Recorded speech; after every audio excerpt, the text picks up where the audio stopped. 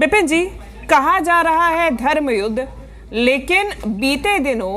एक दूसरे को अधर्मी बताने में कोई भी पीछे नहीं रहा है। शिवांगी जी, मैं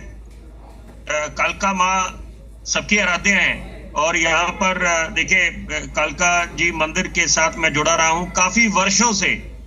और यहाँ पर ये अब एक बात होती है कालका माँ की, अच्छी बात है, बहुत अच्छी सराहनीय बात है। लेकिन धर्म युद्ध बोला जा रहा है तो ये एक आम आदमी, मेरे जैसा एक आम आदमी बिल्कुल सोच में पड़ गया है इस समय। ये हमारी राजनीति कहाँ जा रही है इस समय।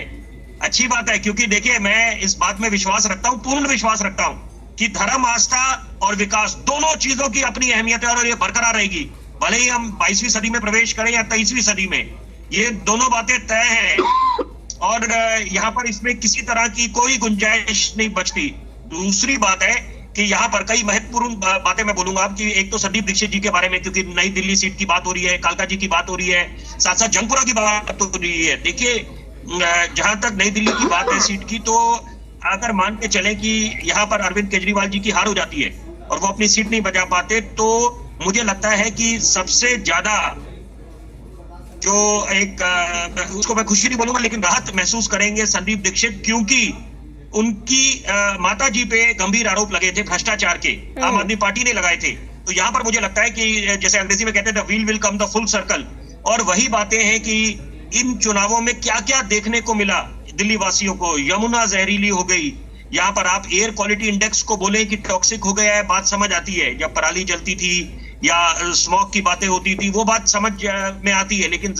यमुना जहरीली हो गई है यहाँ पर। और ये मैं कहूंगा, देखिए बतौर पत्रकार जो समझ रखता हूं, जब नतीजे अगर ऐसे आते हैं, अभी तो मुझे लगता है धैर्य रखना चाहिए, क्योंकि पहले भी एग्जिट पोल के जो दिखाया गया फिर नतीजे बिल्कुल विपरीत आए। तो यहाँ पर क्या ये रेफरेंडम होगा, क्या ये रेफरेंडम होगा कि जो शीश महल पे जो भाजपा आरोप लगाती है और जो कांग्रेस आरोप लगाती है, और कांग्रेस क्योंकि श्रेय लेती है कि वो विसल ब्लोअर रहे हैं कथित शराब घोटाले में, तो क्या ये रेफरेंडम मानेंगे कि दिल्ली की जनता ने अगर ये मन बना लिया है बदलाव का, तो क्या ये दो तीन बातें जिनका मैं जिक्र कर रहा हूँ, शीश महल या कथित शराब घोटाला, मैं उसको शराब घोटाला नहीं बोलूंगा जब तक वो साबित ना हो जाए, क्योंकि पत्रकारों को बड़े जिम्मेदारी से बोलना चाहिए और यही अपेक्षा करी जाती है। साथ साथ मैं ये जरूर बोलूंगा, क्योंकि काफी मुद्दे हैं यहाँ पर, जैसे कि मैंने पहले बोला कि जो वायदे करे गए हैं उनको अंजाम तक पहुंचाना पड़ेगा, उनको पूरा करना पड़ेगा, नहीं तो दिल्ली की जनता बड़ी मायूस हो जाएगी, वो उनका भरोसा उठेगा वो। क्योंकि हम लोग देखते हैं कि यहाँ पर चुनावी मैदान में गुहार लगाई जाती है, नेता पहुंचते हैं, हाथ जोड़ते हैं कि आप हमारे पर भरोसा जताएं, 5 साल मौका दें। तो यहाँ पर रिपोर्ट कार्ड बेस्ड परफॉर्मेंस होना चाहिए ताकि एक नजीर पेश हो। और सबसे जरूरी बात है, जो हम ब्यूटिफिकेशन की बात करते हैं कि ये तो तारों के जंजाल है, अंडरग्राउंड केबलिंग होनी थी, और यहाँ पर जो अतिक्रमण अगर हटाए जाए वहां पर अलग किस्म की राजनीति शुरू हो जाती है। जो भी ये, और इसमें सब लोग 19-20 का फर्क हो सकता है, सब एक जैसे हैं, यहाँ पर भ्रांतियां फैलाई जाती हैं। अगर कोर्ट से एक तरफ हम बोलते हैं न्यायपालिका का हम सम्मान करते हैं, तो उसमें कथनी और करनी में फर्क क्यों? अगर कोर्ट की तरफ से दिशा निर्देश दिए जाते हैं कि अतिक्रमण को आप हटाएं, तो वहां पर फिर ये दूसरे कोई भी हो विपक्ष में, वो ये भ्रांतियां फैलाते हैं कि ये देखिए जी ये आपको बेघर कर रहे हैं। तो मुझे लगता है ये कहीं ना कहीं इन सब चीजों पे विराम लगना चाहिए, और विकास तभी होगा कि जब कुछ मुद्दों पर यहाँ पर सत्ता पक्ष विपक्ष एक मंच में बैठे,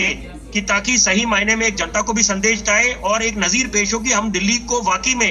ये संकल्प ले लिया है कि दिल्ली को हम बदलेंगे। जो चुनौतियां हैं, जो बाधाएं हैं या जो अधूरे काम रह गए हैं, वो उनको मुकम्मल करेंगे, पूरा करेंगे। और साथ साथ देखिए, क्योंकि ये धर्म की बात हुई है, कालका जी मंदिर के बारे में बातचीत चल रही है, ये तो बहुत अच्छी बात है, और ये कोई नई बात नहीं है यहाँ पर। देखिए जहां तक मेरी ही यादें जाती हैं शिवांगी जी, जब से होश संभाला है तो बड़े दिग्गज नेताओं को मैंने देखा है खुद यहाँ पर माथा शीश झुकाते हुए, माथा टेकते हुए, माँ कालका का आशीर्वाद लेते हुए। बिल्कुल विपिन जी, और इस बार आशीर्वाद किसके पास रहेगा ये देखने वाली बात होगी।